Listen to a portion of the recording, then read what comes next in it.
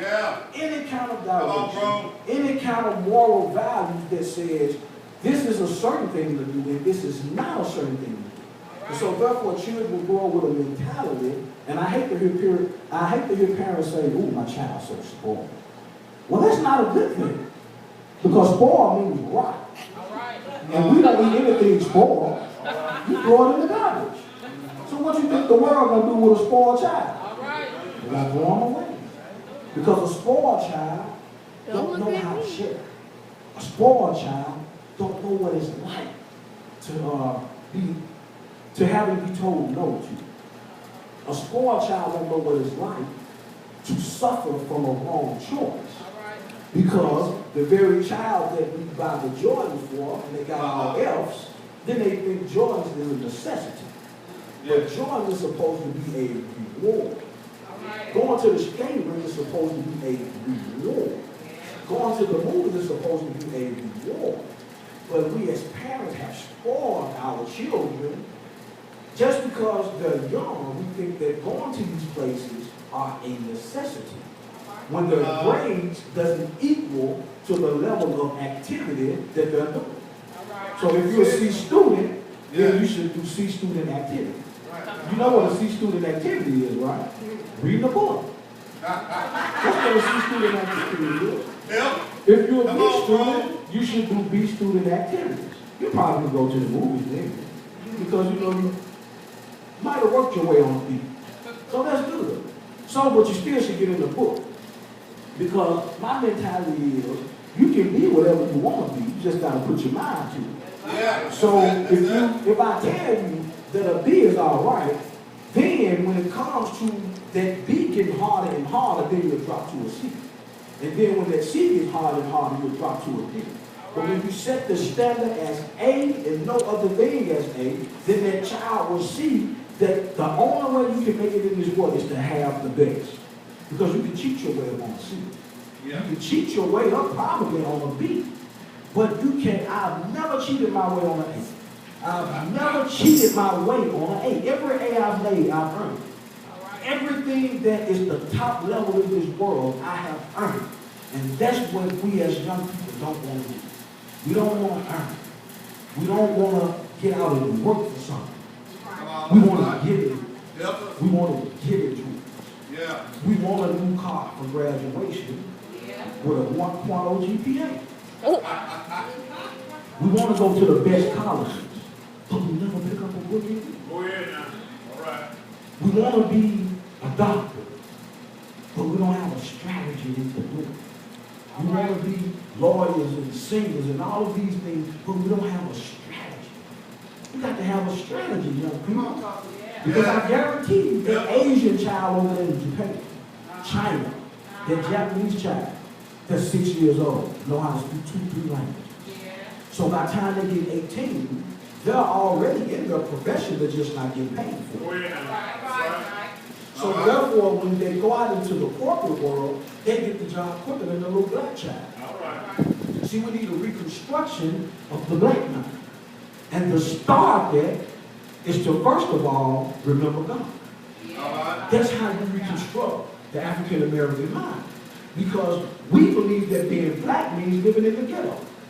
We believe that means black means that you got to grow up eating mayonnaise sandwiches all day long. We believe that being black is a certain level of thugness that has to come out of you, or else you're not black. We believe being black means you got to go to the worst school in America, be around the worst people in America, and talk the worst talk in America. But actually being black means being educated.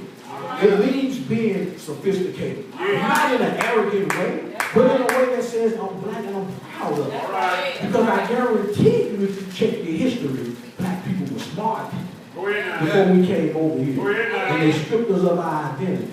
Black people were kings and rulers of the earth. We knew some things. We had dominion over things.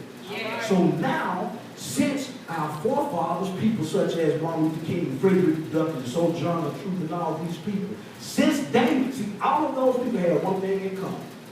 They served God. All right. Yeah. If you run their history, they were Bible scholars and couldn't even read. Run their history. So John the Truth learned how to read by listening to somebody who couldn't read. Couldn't pick up a book and understand it for nothing in the world. But she knew the Bible better than people who could read. Therefore, she was instrumental. She was instrumental in freeing slaves. She was instrumental in helping young ladies in, in the field of women liberation. She was instrumental in those things. But if we don't know that, if you don't know your history, if you don't know where you come from, then you'll perpetuate the very thing that our people couldn't do, and now you can do it, but you just won't do it. All right. And that's what it's all about, young people. It's about being something in this world that's going to make an everlasting statement. That's what it's all about. If you never go anywhere in this world, as far as a movie, skating, and things of that nature, if you never go, you all will have a mentality that says, I'm going to be the best I can be. I'm going to make an impact in this world that's going to defy all odds. All right. All right, all right. Amen. Yeah. Amen. I recently came across a situation where I was getting ready to kind of give up on school. I had got a little discouraged. I didn't tell you about it.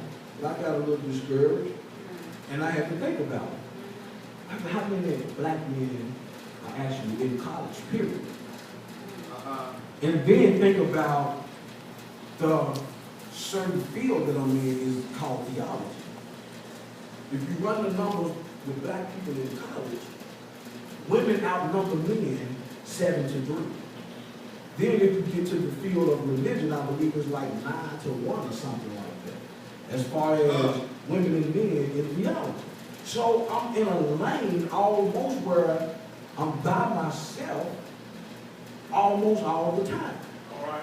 Until you come across somebody like a Pastor Westbrook, or you come across somebody like an Antonio Hampton, who also goes to school with us. But it's rare, young people. It's rare. And especially to my young ladies. Amen. Watch yourself. Watch these deceitful young men out here.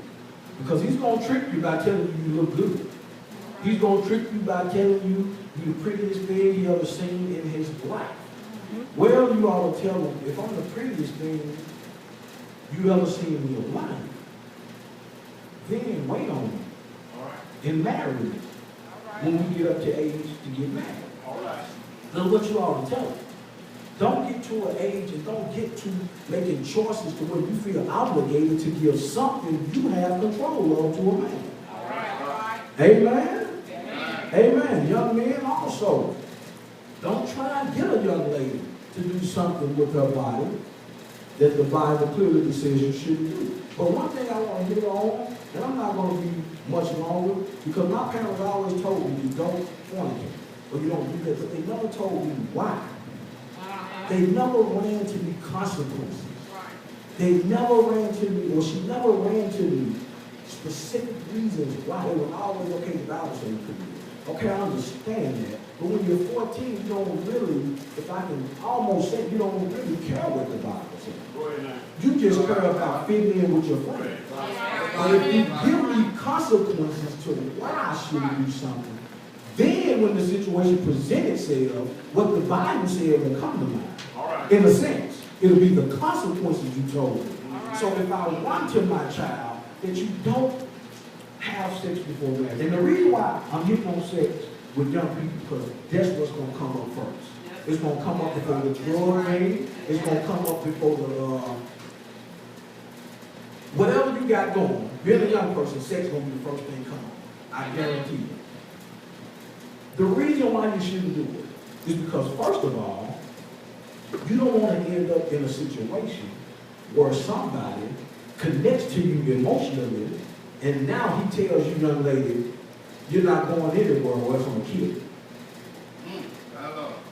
All of that stems from the sexual relationship. Because if you never give yourself to that man sexually, he has nothing to become or to hold over your head, or he has nothing to attach himself to you emotionally with. Because you haven't given yourself to him.